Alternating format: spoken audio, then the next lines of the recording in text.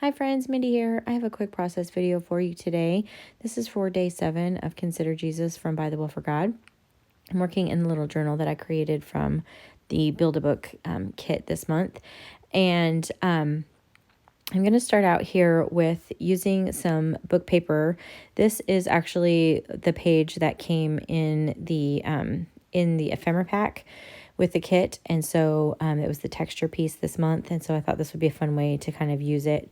I have torn it in half, and then I'm just randomly applying some glue on the 2 pages, and because I have every intention of like tearing this off, and I didn't have quite enough paper to do what I wanted to do, so I pulled some book paper that I had in my stash that had a really similar coloring, a little very similar patina to it. And then I'm just going to burnish this down really well with a bone folder here. And then I'm going to let this dry completely. And then once it has dried, which happens, with pretty quickly with the glue stick, I'm just going to take and tear off the areas that are not glued down. And so what I was hoping for was the kind of the effect that I got there on the bottom left. That was the paper that I had added. But this other paper that I had was it was really thick paper. And so it didn't quite work as well. It still worked and kind of gave me those rough, kind of worn edges. But the paper was just a lot thicker, and it was actually a little bit more brittle. So what I ended up doing is I liked where it was kind of going here, except for that one area where there was all of that didn't have any text. I had really wanted text there. So what I'm going to do is just come back in and do a second layer of this. So using my glue stick again, just randomly applying the glue, and I'm just going to tear some more of this paper and just randomly place it on here. I'm not trying to get them to glue down completely. This is just a whole different process than that. I really want that kind of ripped and torn edge, that like imperfect aspect of it. So I'm just going through here, doing the same thing, tearing off little bits and pieces, gluing them down very randomly, and then I will do the same thing. I will let it dry. I'm going to burnish everything down here again, just to make sure that I get some good, adhesion, especially on some of these ones that are just a little bit thicker. Some of that paper is just thicker. So this is really what I was going for down here at the bottom. So you can see I'm just kind of rubbing everything down. I have a credit card here that I'm going to burnish everything down with, and then I'm going to let it dry again, and then pull all of the random kind of edges and stuff to get those really just organic, torn edges that are glued down and kind of melt into the paper.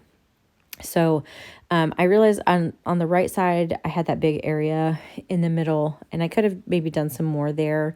But then I figured I would probably end up covering it up anyway. So I just went ahead and moved on. So what I have done is I have some acrylic paint. This is some Dina Wakley acrylic in the color Sand. I really love this color.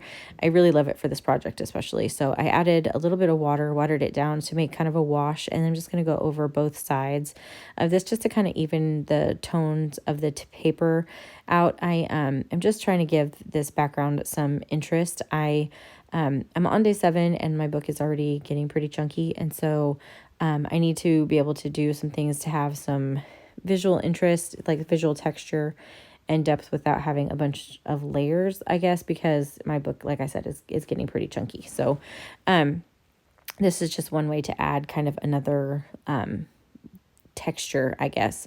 So I went through, like I said, and I added all of this. This was just watered down acrylic, and then I'm going to come back in after I dry this, and I'm going to apply now another coat of this same paint, but I'm going to apply it in, I'm not going to water it down this time. I'm going to start out with my paintbrush. I end up switching to my finger, but I'm going around now, just kind of the edges where the paper blends into the text paper blends into the background, just to kind of make that look a little bit more seamless, I guess. And then just using my finger to kind of blend that out. I want the varying aspects of this color. So I'm going to do this on both pages. I just find it's easier a little bit for me to blend it with my finger than with my paintbrush. So once I have done that, I'm going to come in with some distress crayons. These are the colors Stormy Sky and I think Weathered Wood was the other one. And they look very similar on screen, but I'm just scribbling them on. This is a great way. You can do this over acrylic paints very easily. And then I'm coming in with a baby wipe and just moving that color around. And then I'm going to do that on both sides just to add some color, and it's just really random, kind of around the edges of where the paper kind of blends into the background. And then I realized that it wasn't exactly as bright as I wanted it, so now I'm coming in with some chip sapphire, just mostly around the edges, but a little bit in the middle as well, just doing the same process just to kind of help brighten up some of these colors a little bit. And I realized that, you know, mixed media isn't necessarily everybody's cup of tea. I really love it. So this is just a lot of fun for me personally, but I know that this might not, you know, be for everybody, but I just wanted to show the process here. So I'm just adding some more over here on the right side, and I'm going to blend that in. You can go back and forth with the baby wipe. It got a little intense in some places and can just, you know, take off as much as you need to, and then you can add more if you want more color. And then I know that it kind of looks a little bit maybe like a hot mess at the moment, but that's okay. I'm going to add just a little bit more up here in this corner because I wiped off a little bit too much, and just keep blending everything around until I get it kind of how I want it. And then just to kind of push everything to the background even more and add a little bit more interest, I'm going to come back in with this coffee splatter, or coffee rings, I think is what it's called, stencil from By the Well. And I'm using archival ink in ground espresso for this, and I'm just going to stencil this all over the background, and just moving the stencil in random places and directions, and just to give it another layer and some more interest back there. And I'm going to do this on, like I said, on both sides. I'm not paying particular attention to necessarily like where I'm putting everything, because I don't really know how the rest of this page is going to look at this point. So I'm just trying to get some interest into the background and bring some more of that brown color back out from that craft paper. And then I don't show it on camera, but off camera I did go around the edges of that as well, of those pages, with that same archival ink. And I also forgot to turn my camera on as I was building this little cluster. These were some from the ephemera pieces, and then I also added some mummy cloth from Tim Holtz down there at the bottom. I made this little cluster for this bottom corner, and I'm actually going to apply this so that I can use it like a little tuck spot for a couple of these flashcards. So I'm just applying glue on kind of along the bottom and that one left side there. And then I will use that to sort of create a little pocket or tuck spot for those two flashcards that I have sitting there on the right. I had to hold this down for just a second because there were so many little bits and pieces and everything. But you can see how there's going to tuck kind of behind that little charcuterie board there.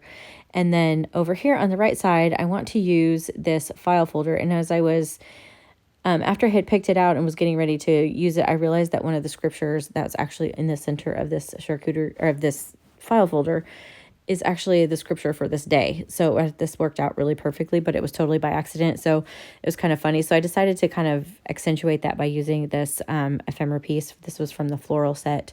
And I'm just applying it so that it kind of curves around that one particular verse, even though I do have that verse written out on one of the cards. I just thought it was so funny that it was on here. So I'm just making sure to kind of put that on there so that it's like right in the center of that little flower cluster. And then I'm just adding some more glue here to make sure everything is glued down. I'm only gluing this onto the file folder. It's going to stick up off of that just a little bit. And that is going to be fine. I'll just give it some more depth that way. So I have that glued down, and I'm just going to glue down the file folder. And I only glued down the bottom section of the file folder so that my little journaling cards aren't going to fall out the bottom as when I tuck them in here. So I'm just going to leave them tucked in there like that. And then I realized I needed to add the title for this day, which is A Better Rest. We're talking about Jesus being our rest. And so I just trimmed that down actually and put that on that cluster as well. And then just added the number 7 for this day in the bottom left-hand corner there. And that is pretty much it. So if you like this video, I would really appreciate it if you gave it a thumbs up. Subscribe to my channel if you haven't already. If you turn on the bell notification, it'll notify you every time I post a new video. And until next time. Bye.